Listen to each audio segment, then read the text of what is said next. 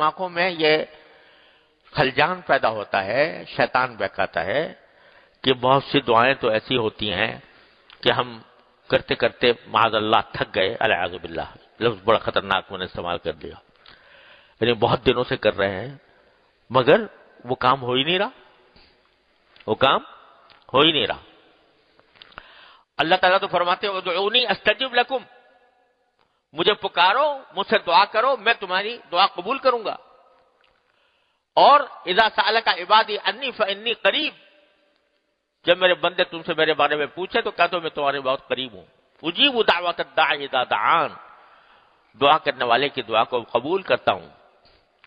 تو ایک طرف تو اللہ تعالیٰ یہ فرما رہے ہیں، ایک طرف یہ ہوتا ہے کہ مانگ رہے ہیں، مدتیں ہوں گئی ایک چیز کو، انہیں مل رہی، کہاں قبول ہو رہی دعا؟ وہ تو فرما رہے ہیں میں دعا قبول کرتا ہوں اور قبول ہو نہیں رہی۔ تو خوب سمجھ لو، قبولیت کے دو معنی ہیں۔ ایک قبولیت کے معنی یہ ہے کہ دعا بذات خود ایک عبادت ہے، بذات خود ایک ثواب کا کام ہے۔ الدعاء هو العبادہ، بعض روایتوں میں آتا ہے دعا بذات خود عبادت ہے۔ چاہے دنیا کی چیز مانگ رہے ہو، یا اللہ مجھے بھوک لگ رہی ہے کھانا اچھا کھلا دیجئے، اس پر بھی ثواب، یہ بھی عبادت ہے اور اس پر بھی ثواب ملے گا۔ یا اللہ میں مقروض ہو گیا ہوں، میرا قرضہ ادا کرا دیجئے۔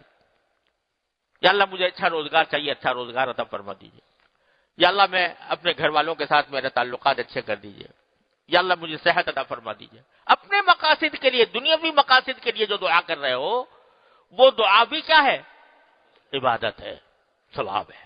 تو ایک قبولیت تو فوراً بلا تاخیر ہر دعا کے اندر ہو جاتی ہے۔ کیا قبولیت ہو جاتی ہے کہ وہ عمل اللہ تعالیٰ کیا عمل صالح لکھا گیا، ابتغوا الیہ الوسیلہ میں داخل ہو گیا، اس وسیلے میں داخل ہو گیا جو بندے کو اللہ کے قریب کرتا ہے۔ تو ایک تو استجابت یہ ہوئی کہ ثواب، دوسری استجابت یہ ہوئی کہ اس دعا کے نتیجے میں اللہ تبارک و تعالیٰ کے قرب حاصل ہو گیا، اللہ لگتا ہے تعلق مضبوط ہو گیا۔ ایک مرتبہ مانگا تم نے اللہ تعالیٰ سے تو ایک تعلق پیدا ہوا، دوسری مرتبہ مانگا دوسرا تعلق، تیسری مرتبہ مانگا تیسرا تعلق، چوتھا مرتبہ مانگا چوتھا تعلق۔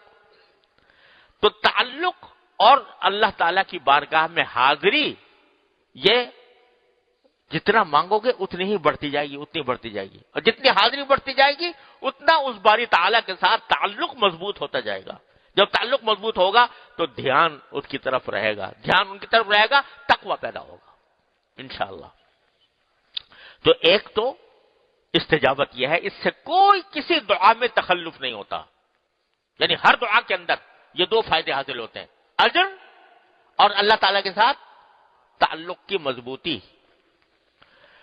اب رہی وہ بات جو تم مانگ رہے ہو وہ ملے، تو بھائی تم کیا اور تمہاری عقل کیا اور تمہاری سمجھ کیا؟ تم اپنی عقل سے اپنی سمجھ سے ایک چیز مانگ رہے ہو، ہے وہ تمہارے لیے مہلک۔ یہ ایسا ہوتا ہے جیسے کہ چھوٹا بچہ ہے، چاقو مانگ رہا ہے ماں باپ سے، چھری مانگ رہا ہے اور نہ دے تو رو رہا ہے، رو پیٹ رہا ہے، ماں باپ کو ظالم سمجھ رہا ہے، مجھے نہیں دیتا یہ دیتے یہ، لیکن ماں باپ جانتے ہیں کہ یہ چھری سے اپنا گلا کاٹ لے گا، اپنے آپ کو زخمی کر لے گا، خون نکل جائے گا اس کے، اس واسطے نہیں دیتے۔ تو وہ تو کیا سمجھ رہا ہے بیوقوف کہ میرے ساتھ ظلم ہو رہا ہے۔ ہم اس بچے سے زیادہ بیوقوف احمق ہیں کائنات کی حکمتوں کے لحاظ سے۔ کائنات میں جو حکمتیں اللہ تعالیٰ تبارک و تعالیٰ نے جاری فرمائی ہوئی ہیں وہی جانتے ہیں۔ سورہ کہف میں جو واقعہ خضر علیہ السلام کا اللہ تعالیٰ نے بیان کیا وہ اسی لیے بیان کیا کہ بظاہر دیکھنے میں تو ظلم کیا، کشتی کا تختہ توڑ دیا، ایک اچھا خاصے کھیلتے بچے کو قتل کر دیا، عجیب بظاہر غلط کام کیا، لیکن اس کے پیچھے حکمتیں تھیں جو بعد میں پتہ چلی۔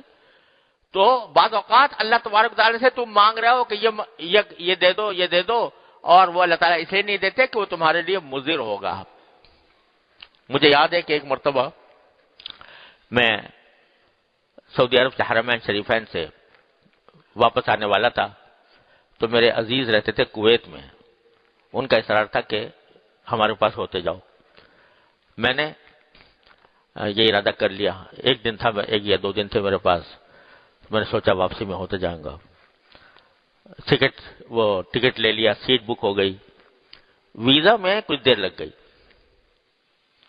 اب تیار بیٹھا ہوں, سیٹ بک ہوئی ہے, ذہن بنا ہوا ہے, وہاں پر لوگ انتظار میں ہیں, اور دعا بھی کی اللہ یہ کام کرا دیجئے تو ویزا مل جائے. نہیں ملا, 2 دن. اس وقت ملا جب میں جا نہیں سکتا تھا. وہ 2 دن جو میں نے رکھے تھے وہ نکل گئے, پرواز چلی گئی. بڑا افسوس ہوا کہ ویزا نہیں ملا. ارادہ کیا تھا, نہیں کیا, دعا بھی کی, نہیں ملا. بعد میں پتہ چلا کہ جس پرواز میں میں نے سیٹ بک کرائی تھی وہ اغوا ہو گئی, ہائی جیک ہو گئی, سمجھے. اب میں مانگ رہا تھا کہ مجھے اس میں سیٹ مل جائے, مجھے اس میں ویزا مل جائے, مجھے اس میں سفر کروں, مانگ رہا تھا. لیکن اگر یہ مجھے پتا ہوتا کہ یہ پرواز اغوا ہونے والی ہے تو پناہ مانگتا اللہ میاں سے کہ اللہ مجھے نہ بھیجنا اس میں. لیکن میں مانگ رہا تھا. تو کتنے کام ایسے ہوتے ہیں کہ جس کو ہم مانگتے ہیں لیکن اللہ تبارک و تعالیٰ کی حکمت کے تحت وہ تمہارے لیے فائدہ مند نہیں ہوتے, نقصان دہ ہوتے. اس سے اچھی چیز اللہ تعالیٰ تمہیں عطا فرما دیں گے انشاءاللہ.